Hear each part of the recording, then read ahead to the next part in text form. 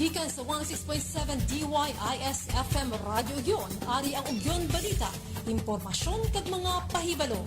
Ugyon Balita. Maayong hapon sa tanan. Gikan sa ulot balitaan ka Radyo Ugyon. Yari na Ugyon Balita, Agosto 7 tuig 2023. 200 ka mga kabataan sa Santa Barbara libre nga gin-circumcise. Food security prioridad ka banwa. Underground cabling ginaduso sa Santa Barbara. Kwalifikasyon ka mga barangay tanod kag ang peace in order sa banwa ka Santa Barbara ginpatpat. Top 1 elementary ka grade 12 graduates nakabaton ka incentives halin sa Santa Barbara LGU. Santa Barbara nahon daog sa National Festival of Talents. NCR overall champion sa 2023 para larong pambansa. Bagong COVID variant Aries nagalapta sa UK.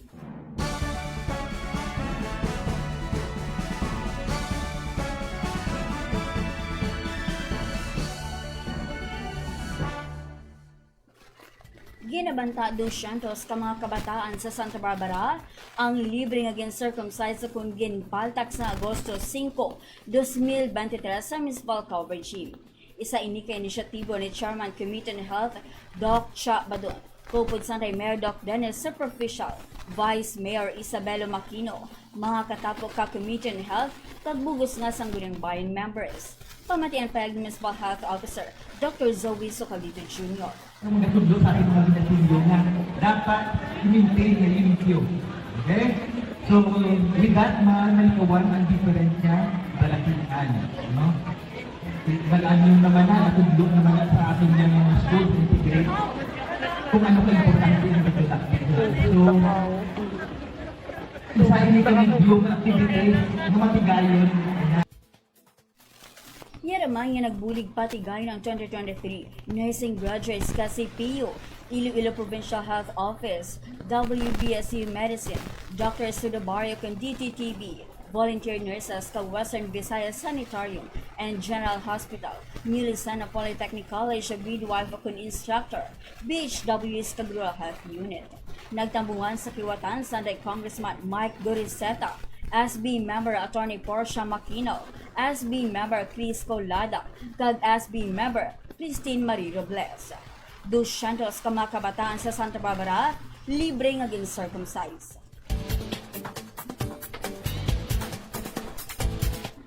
Suno kay Mayor Doc Dennis Superficial, prioridad ka banwa nga masiguro ang local food production, mapreserba ang agricultural lands kag mapasanyog ang sektor kag agrikultura lakip na ang livestock production.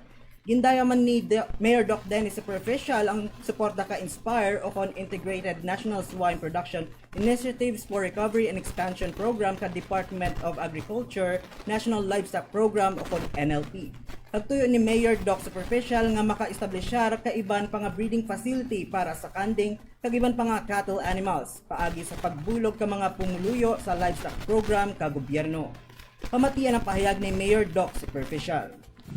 Gather some more lands, no, which will be given to the program of Inspire, no, para na lang makayusuprat kita kag makahimo kita kay ibang breeding facilities for goats, cattle, and sheep, no, for that. Kabay pa may mga maalungan nga taga Santa Barbara.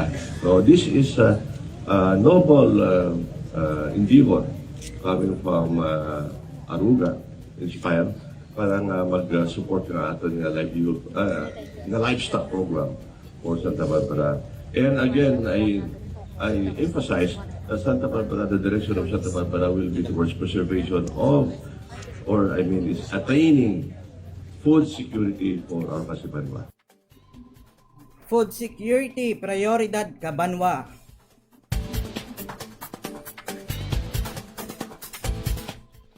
Yara na sa kaduha nga pagbasa ang ordinansa nga ginaduso ni Sangguling Bayan member Niel Superficial Chairman Committee on Infrastructure, Housing, Land Use Subdivision and Urban Poor Beautification, Community Development and Planning, kabayan sa pag-establisyar ka-underground cabling sa Banwa ka Santa Barbara, kag paghatag kag guidelines kag pinalidad sa Magalapas.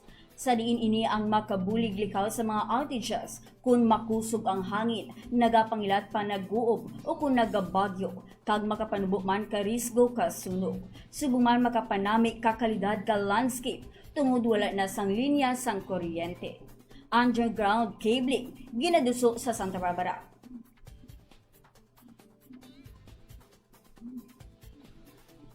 Ginpahayag ni Police Master Sergeant Executive Senior Police Officer Maria Fedelay nga maayo ang peace and order sa Banwa ka Santa Barbara. Ini ang malinong, masadya kag jutay ang mga insidente nga nagkalatabo sa Banwa. Apisa nga isa lang subong ka patrol car ang magamit sa pagresponde sa mga malayo nga malugar.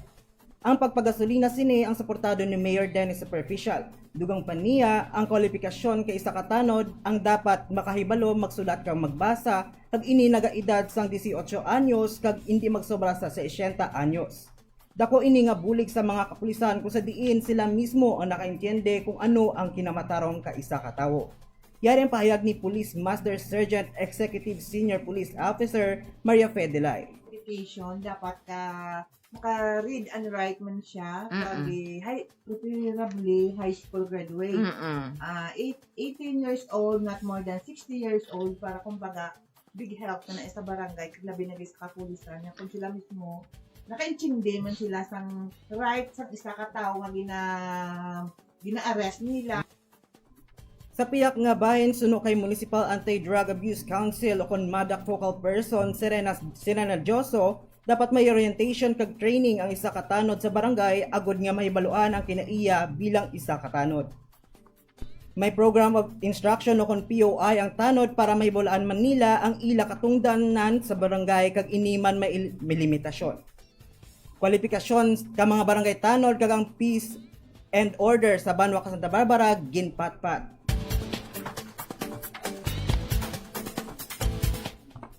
Nakabaton katag 1,000 ka pesos nga insentibo ang top 1 nga naggraduate sa elementary kag senior high school kung grade 12 sa nagkalain-lain nga bulutuan sa Santa Barbara. Sino kay Sangguniang Bayan member Christine Marie Robles, Chairman Committee on Education, kauna-unahan ini nga tion nga nakabaton man ka incentives ang graduate ka K-12 nga top 1. Kag luwas sa incentives, personal man nga nagpangimbulahan sa ila, Sunday Mayor Doc Dennis sa official kag mga Sangguniang Bayan members. Top 1 elementary kag grade 12 graduates, nakabaton ka incentives halin sa Santa Barbara LGU.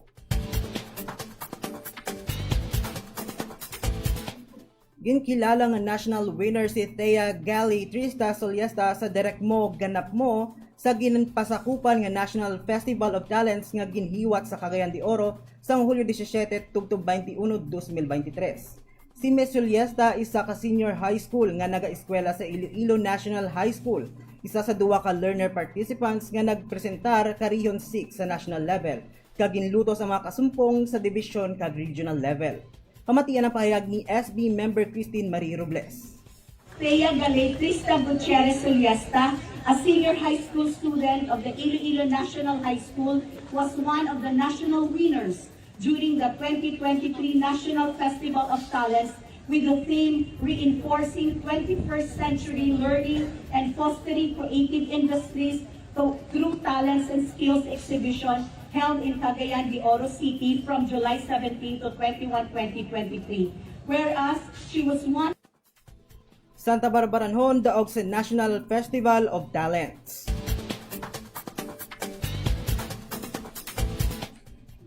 Overall champion ng National Capital Region o kung NCR sa bagulang natapos nga palarong pambansa 2023 nga giniwat sa Marikina City. 85 tanan ka gold o kung bulawan nga medalya ang nakuha ka NCR. 74 ka silver kag 55 ka bronze. Samtang nagapadua ang Region 6 Western Visayas nga nakakuha tanan ka 60 ka gold medals, 45 ka silver, 44 ka bronze medals. Ginsunod man ka Region 4A Calabarzon nga nakakuha ka 55 ka gold, 55 man ka silver, kag 57 ka bronze medals. Kag sa masunod nga tuig, hiwaton sa Cebu City ang palarong pambansa.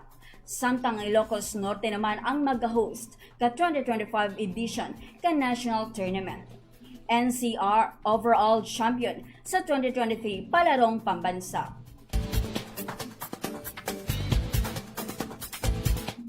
Base sa UK Health Security Agency, EG 5.1 o kung ginatawag nga Aries ang isa sa 7 ka mga bagong nga variant o kung kaso ka COVID-19. Kagyara na ini sa 14.6% nagapangaduwa sa mga nagadata nga kaso sa UK. Ang variant EG 5.1 o kung Aries ang naobserbaran sa UK sang nagligad nga bulan kag magdasig nga naglapta.